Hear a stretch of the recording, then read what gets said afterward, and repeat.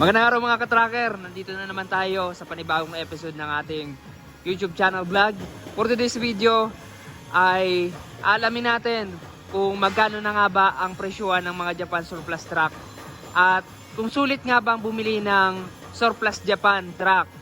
Alam ko mga ka-tracker na marami sa ating gustong magnegosyo ng trucking or nagbabalak bumili para pang-partner sa kanilang negosyo, pang hakot ng kanilang mga produkto. So mga ka-tracker, karamihan sa atin hindi afford yung brand new truck kasi sobrang mahal. Milyon, ayan, hindi na bababa sa 500,000 yung brand new na unit. Alright, kaya ngayon mga ka-tracker, bibigyan ko kayo ng tips and idea kung paano makabili ng garantisadong Japan surplus truck. So, yun mga ka-tracker, pero kung bago lang kayo sa aking YouTube channel, paki-like tong video and mag-subscribe na para updated kayo sa mga tips and idea sa mga unit about Japan surplus truck. So, meron kami dito mga ka-tracker, ikutan muna natin. Ito po ay fully reconditioned Japan surplus truck. Ayan po, yan po yung unit namin na sample unit para makita nyo. So ito mga ka-tracker ay Isuzu Elf NRR N-Series new model Japan surplus. Ayan, 6-wheeler 4x2. Ayan, closed van, 14 feet ang haba. All Japan po yan. May plaka na nakarehistro. Dito mga ka-tracker, ang pagbili ng Japan surplus truck, huwag kayong matakot na bumili. Basta alam nyo lang kung paano mamili, kung paano bumili ng maayos na truck. Ayan. So ito mga ka-tracker, dito nag-o-offer kami ng as-is condition at recondition. So kung gusto nyo as is na hindi na natin ipapagawa, naka-convert lang yung manubela, pwede naman. Pero kung gusto nyo recondition, ang kagandahan dito sa amin mga ka-tracker, kapag recondition ng yung unit, gagamitin nyo na lang pag nilabas. Pero yung unit namin, ire-recon pa. So yung mga available unit namin ay nasa yerda sa kabila, mga hindi pa napinturahan. Ayan, hindi pa siya napinturahan. Tapos basta wala pang ginawa, ang ginawa lang yung convert mo manubela, pero yung pangilalim, makina, tapos pintura, hindi pa siya ginagawa. Saka lang natin ipaparikon kapag napili nyo na, kapag nagustuhan nyo na. Dito naman, magdala kayo ng trusted mechanic nyo para makapili kayo. Ayan. So yung mga unit naman dito, kapag recon, talagang chinecheck namin yan, inaayos namin kung may problema. Kapag nilabas, ay maayos na. So may warranty rin kami na ino-offer sa recondition unit. And then dinetest drive namin yan. So ito mga ka-tracker, ang presyohan ng ganito ng Japan surplus truck ay nagre-range po siya starting dito sa amin 620 pataas yung mga presyo ng truck namin, depende sa specs. So ayan. So ito, pakita ko lang sa inyo, ikutan natin para magkaroon kayo ng idea. Dito mga ka-tracker, itong pintura na to, newly paint na siya. Kung gusto nyong or may desire kayong kulay na ipapintura, yun po, masusunod po yun. Kung gusto nyong blue, papintura natin ang blue. Kung gusto nyong yellow, pula, pwede po yan. Ayan po. Urethane paint po yung gamit namin. Tapos, yung namin, sa loob dito, ina-upholstery na po namin yan, yung mga upuan, cleaning, detailing, tapos floor matting, linis lahat yan. Tapos may libre ng tools, jack and tie wrench. Ayan, complete electrical standard lights and accessories yung unit namin dito. Ayan po. Gross weight capacity nito 4,200, net capacity naman na 2,100. 6-wheeler po siya. Ang mga gulong natin, Japan surplus din. Ito, 205/85 R16. Pwede natin itong papalitan ng brand new kung gusto nyo. Ito 5 stud tapos naka disc brake. Ayan. Sa body naman, ayan, closed band, aluminum corrugated. Ayan, Japan Surplus. Pag mga ganito mga katracker, matitibay rin to. Ayan, hindi siya talagang madaling masira. Alam niyo na pag Japan, talagang ano yan, quality.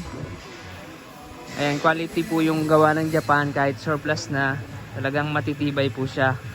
So, ayan mga ka-tracker, basta pumili lang kayo ng maayos na truck. Ayan. Kami nandito naman para tumulong at magbigay ng suggestion sa inyo para mabigyan kayo ng angkop na unit para sa negosyo nyo. Ayan. So, ito mga ka-tracker, tingnan nyo. Ayan. 6-wheeler po siya. Tapos, nakamolye. Ayan. Itong unit na to, ito po ay electronic type engine. 4JJ1 po siya.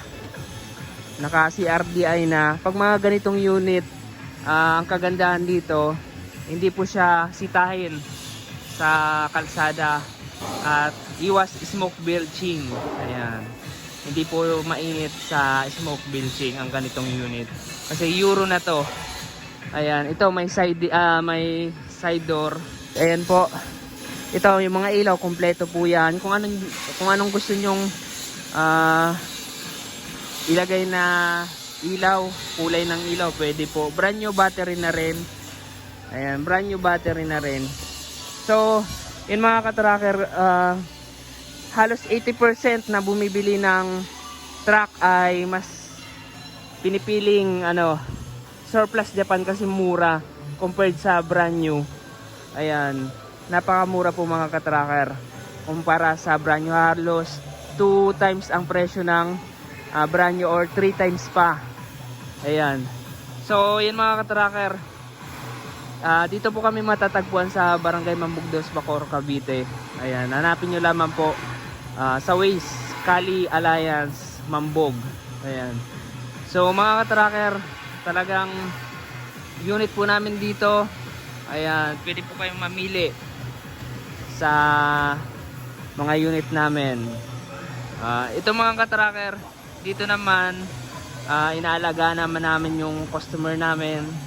Pagdating sa after sales, nandito kami, pwede kaming tawagan. So nagre-rescue rin kami ng truck. Kasi minsan kapag Japan Surplus, merong lumalabas na problema kasi hindi naman natin talaga yan na talagang may piyesa na luma na. So nandito pa rin kami nakaalalay kapag nilabas yung truck dito sa yard. Ayan, talagang hindi namin kayo papabayaan. So mga ka-tracker, ayan, ano pang hinihintay nyo?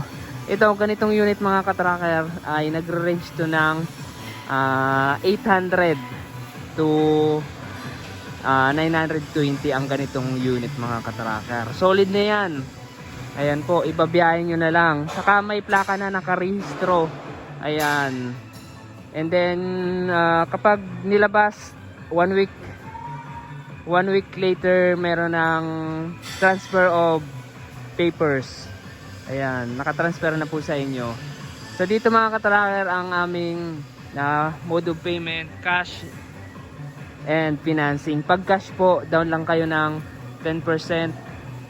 And then upon releasing, i-full payment nyo po para ayan, makuha nyo yung truck. Kapag naman, financing, meron po kaming accredited financing company or third party na pwede nyong pag-applyan para maka-loan po kayo. Depende po sa agreement nyo kung magkano yung monthly amortization at down payment or and then yung loanable amount. Ang kailangan lang po ay 2 months updated 2 months bank statement, valid ID, application form, business permit, DTI. Ayan. Yan mga ka-tracker. Pag na-approve, maka-loan po kayo dito sa amin. Ayan. So, ang tinatagal ng pag-recon namin, depende sa laki ng truck, depende sa namin, sa mga ginagawa.